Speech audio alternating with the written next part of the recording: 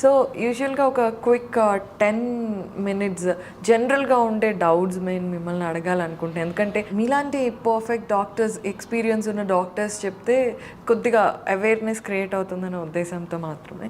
So మీరు ఇందాక కూడా మనం డిస్కస్ చేసుకున్నప్పుడు అనుకున్నాం, ఏమీ బ్యాడ్ హ్యాబిట్స్ లేకపోయిన వాళ్ళకు కూడా క్యాన్సర్ వస్తుంది అనేసి.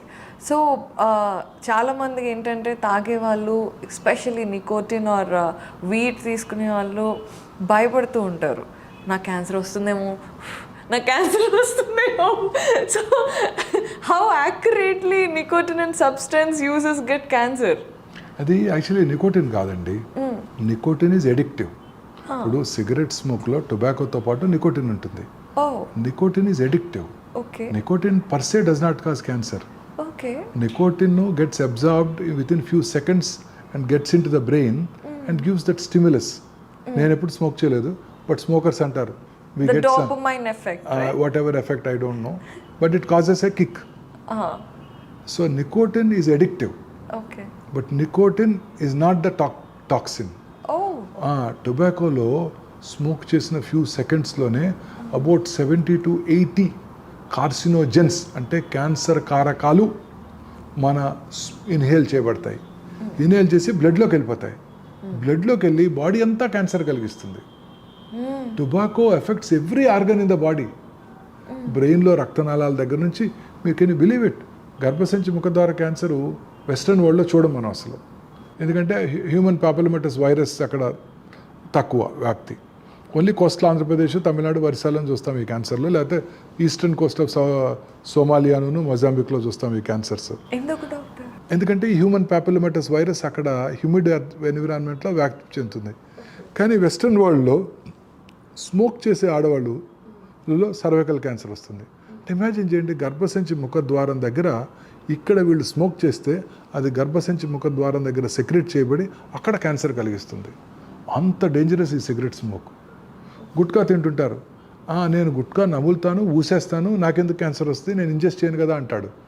నోట్లో నమిలిన 6 సెకండ్స్లో అది బ్లడ్లోకి అబ్జర్వ్ చేయబడి నోట్లోనే కాకుండా ఇతర భాగాల్లో కూడా క్యాన్సర్ కలిగిస్తుంది. సో సిగరెట్ స్మోక్లో, టొబాకోలో ఉండే డేంజరస్ సబ్స్టెన్సెస్ ఇవన్నీ. వీటి వల్లే సగం క్యాన్సర్లు. మీరు టొబాకో కనుక ఇవాళ పార్లమెంటు మీటింగ్ పెట్టేసి ఇండియాలో టొబాకో బ్యాన్ చేసామంటే సౌత్ ఇండియన్ పురుషుల్లో వచ్చే 45% cancers are wiped out. Wow, ఇట్లాంటి చేంజెస్ కూడా రావాలి అని కోరుకుంటాము. అయితే మీరు ఇందాక ఒక విషయం చెప్పారు, క్యాన్సర్ సెల్స్ వాటికి కావాల్సిన ఎనర్జీ కోసం గ్లూకోజ్ తీసుకుంటాయి అని. టెస్ట్లో కూడా ఏదైనా గ్లూకోజే. యా.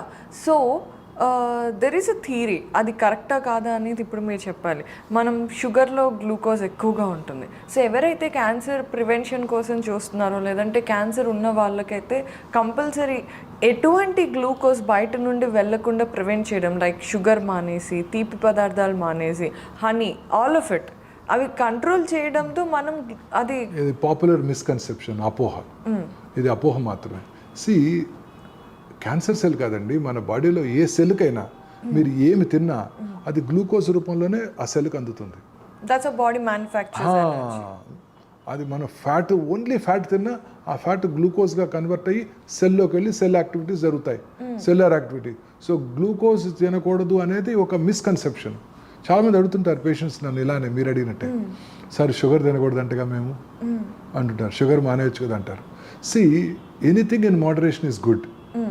షుగర్ అంటే వైట్, నేను ఎందుకో పర్సనల్గా బిలీవ్ చేస్తాను, white sugar, all white things are dangerous.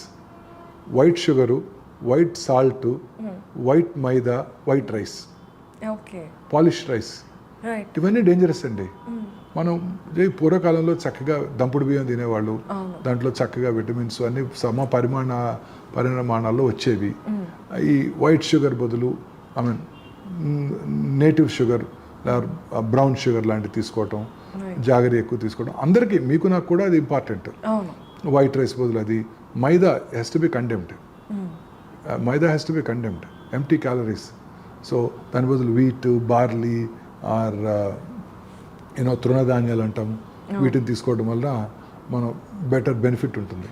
So nothing is carcinogenic. అంటే వైట్ షుగర్ తీసుకుంటే క్యాన్సర్. నాకు ఒక ఫేమస్ సెలబ్రిటీ అడిగారు నన్ను, వైఫ్ కంప్లైంట్ చేశారు, సెలబ్రిటీస్ వైఫ్, ఆ సెలబ్రిటీ క్యాన్సర్ వచ్చింది, ఆ వైఫ్ అప్పుడు అమెరికాలో డాక్టర్ నోరి గారు వచ్చి ట్రీట్ చేశారు ఆయన్ని. ఆయన అడిగారు, ఆయన ఒక బి కాంప్లెక్స్ ట్యాబ్లెట్ ఇచ్చారు, అమెరికాలో వెరీ పాపులర్ అంట అది, అందరు వాడుతుంటారంట. ఆ ట్యాబ్లెట్ ఇచ్చారు, ఆ బి కాంప్లెక్స్ తీసుకోవడం వల్లే క్యాన్సర్ పెరిగిపోయిందని ఆమె కంప్లైంట్ చేసింది నాకు. Oh it's just multivitamin, cancer cells ఎక్కువ పెరిగిపోతాయంట అని కంప్లైంట్ చేసింది. So it's again a popular misconception. So sugar తినడం వల్ల క్యాన్సర్ పెరిగిపోద్ది, క్యాన్సర్ ఉన్న వాళ్ళు షుగర్ తినకూడదు, నథింగ్ లైక్ దట్. షుగర్ ఎవరూ తినకూడదు, తక్కువ పరిణామాలు తీసుకోవాలి, తగిన పరిణామాలు తీసుకోవాలి.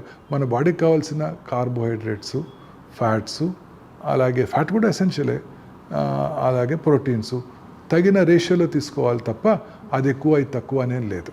ఓకే, సో థర్డ్ వన్, ఇది వెస్ట్రన్ సైడ్ నుండి ఇప్పుడిప్పుడే మన ఇండియాలో కూడా వస్తున్నది థియరీ ఏంటంటే, చాలా యూట్యూబ్ వీడియోస్లో కూడా నేను చూశాను, fasting, cancer fast for 48 hours, 72 hours, water fasting, food fasting, ఇలా సో మెనీ థింగ్స్ ఉన్నాయన్నమాట.